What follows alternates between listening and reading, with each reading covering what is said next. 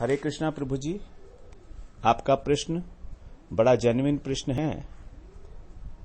आपने प्रश्न किया कि जब हमारे समाज में यदि हम लोगों के लिए अच्छा कार्य नहीं करते हैं, चैरिटी नहीं करते हैं, तो क्या हम अपनी जिम्मेदारियों से भाग नहीं रहे हैं? क्या हमारा ये कर्तव्य नहीं है कि हमारे समाज में जो हो रहा है, जिसको जरूरत है, हम उसकी हेल्प करें?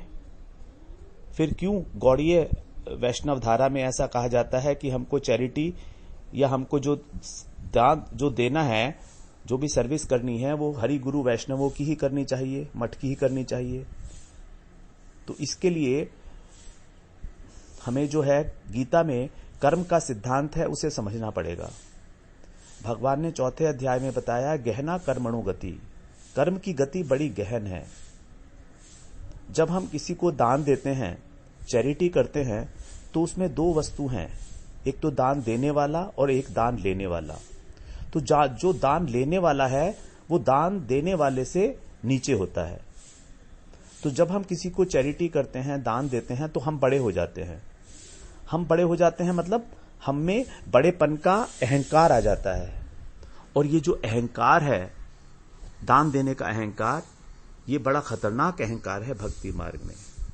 भक्ति मार्ग का जो मूल प्रिंसिपल है, जो मूल सिद्धांत है, वो है तृणातपि सुनीचेन, अपने को एक तृण से भी नीच समझना।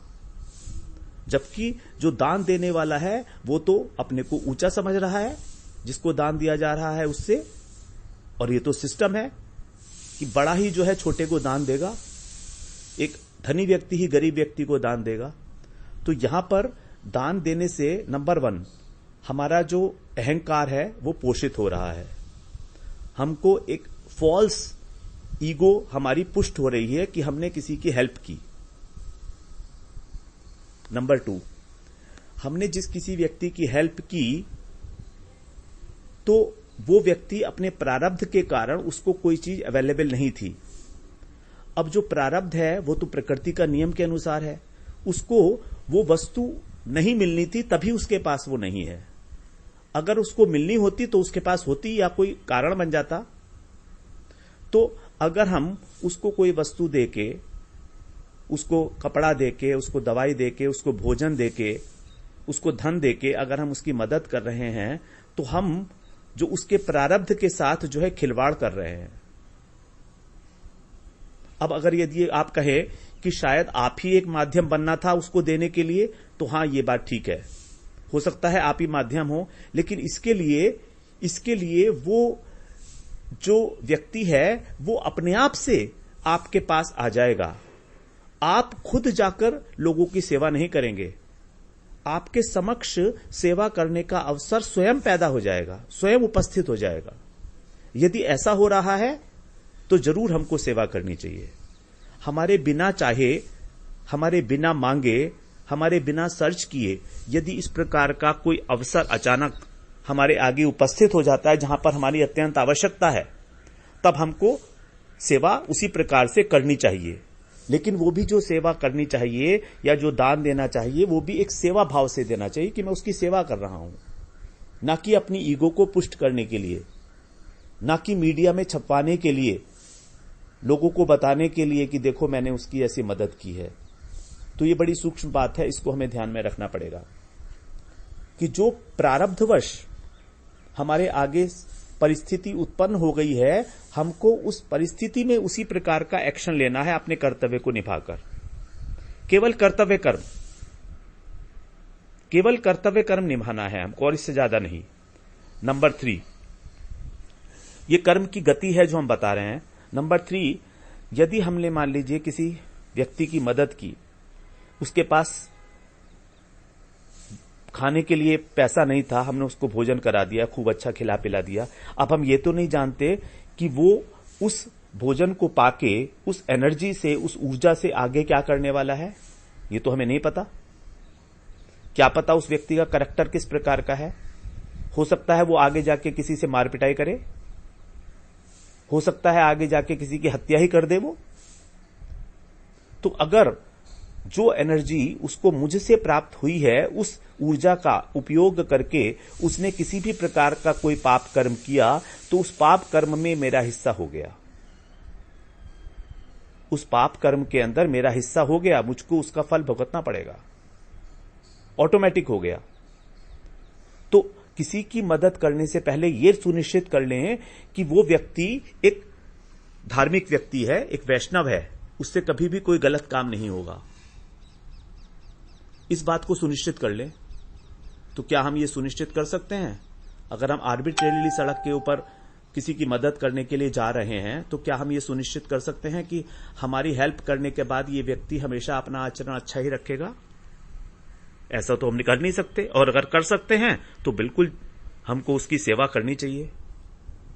इसीलिए कहा गया है कि हमको वैष्णव की, गुरु की और मठ की सेवा करनी है। क्योंकि अगर हम उनको किसी प्रकार का चैरिटी करते हैं तो एक तो नंबर 1, वो हमारी जब सेवा करते हैं तो हम उसको बोलते हैं प्रणामी देना, गुरु को और वैष्णवों को। तो हम उनको प्रणामी देते हैं, उनके पैर भी छूते हैं साथ में। यानी कि हम उनसे आग्रह कर रहे हैं कि आप हमारी ओर से ये सेवा स्वीकार कर लो, हम आपके सेवक हैं, आप हमारे सेव्य हो, आप हमसे बड़े हो, आप यदि स्वीकार कर लोगे इस सेवा को तो हम कृतार्थ होंगे। तो यहां पर अभिमान का तो प्रश्न ही नहीं है, बिल्कुल भी। नंबर 2, जो हम वैष्णव के या गुरु की सेवा में या मठ की सेवा में लगा रहे हैं, हमें मालूम है कि वो भगवान की सेवा में जाएगा, क्योंकि उससे वो हरिनाम ही करेंगे। अगर वैष्णवों को हमने भंडारा दिया तो उसके बाद जो उनके अंदर शक्ति आएगी, उस शक्ति से, उस ऊर्जा से वो ज्यादा से ज्यादा हरिनाम ही करेंगे, मठ की सेवा ही करेंगे। तो जो मठ की सेवा है और हरिनाम है, उसका भी वो फल हमको मिलने वाला है। जाने अनजाने रूप में हमारी सुकृति बढ़ने वाली है, हमारे संस्कार जो है शुद्ध होने वाले हैं उनके हरिनाम करने से। इसीलिए कहा गया है कि जो मठ के ब्रह्मचारी लोग हैं उनको भी ज्यादा विषयी व्यक्तियों से दान नहीं लेना चाहिए, क्योंकि उसको डाइजेस्ट करना बहुत मुश्किल है उनके लिए। उनको अपनी सुकृतियां और अपना पुण्य उसके बदले में उनके साथ शेयर करना पड़ेगा। यदि वो अनधिकृत रूप से ज्यादा प्रणामी ले रहे हैं या किसी प्रकार का उनके अंदर लोभ पैदा हो रहा है तो ये कर्म की गति बहुत गहन है प्रभु जी। इसीलिए सेफ्टी मेजर के लिए यह कहा गया कि आप जब गुरु की और वैष्णवों की सेवा करेंगे तो बिल्कुल सेफ है। ना तो आपका अभिमान जागृत होने वाला है और ना ही आपको जिसकी आपने मदद की या जिसकी आपने सेवा की उसका कोई गलत कर्म फल आपको मिलने वाला है। तो इसीलिए सबसे ज्यादा उचित यही है कि हम अपने धन को, अपनी एनर्जी को, अपनी शक्ति को हरि गुरु वैष्णव की सेवा में ही अर्पित करें। अगर हम किसी व्यक्ति की साधारण रूप से मदद कर रहे हैं तो उससे हमको पुण्य मिलेगा ज्यादा से ज्यादा, और कुछ नहीं। और पुण्य का हम करेंगे क्या?